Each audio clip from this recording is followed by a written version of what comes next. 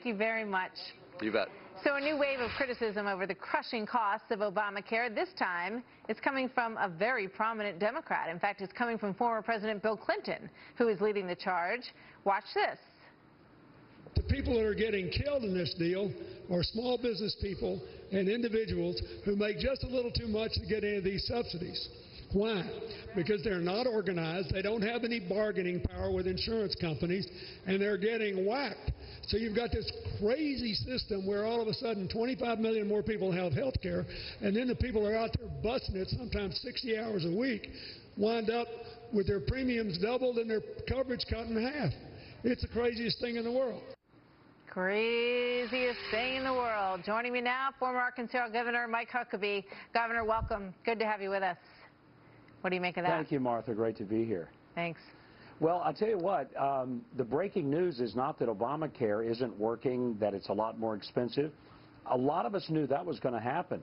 The breaking news here is that we have an incident where a Clinton is telling the truth. Bill Clinton's out there just telling it like it is. He's telling what exactly has happened to a lot of Americans, and especially to small business owners and individuals.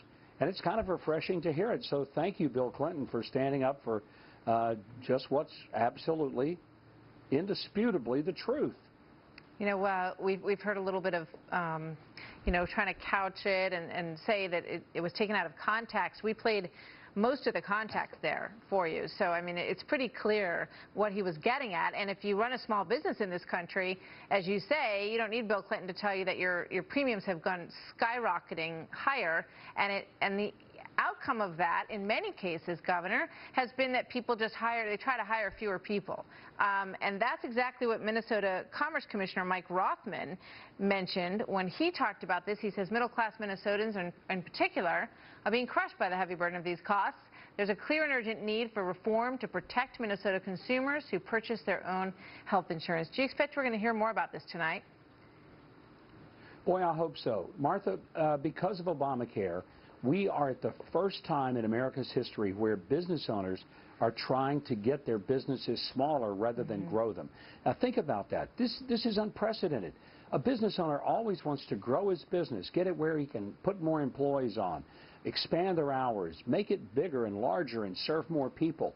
But because of Obamacare, business owners are trying to make sure that they don't have more than 50 employees, keep it under that, and then they want to make sure that those employees don't work more than 30 hours a week. So keep their hours low, keep the number of employees low. That is the antithesis of how to grow an economy, and it's one of the reasons that our economy is so stagnant, is because people can't afford the cost of a system that was designed by a bunch of academics who have never worked in the real world. Obama's never signed the front of a paycheck. He's never had to reach into his own pocket to make payroll. This was a disaster from the beginning, and anyone who had managed an insurance program could have said that.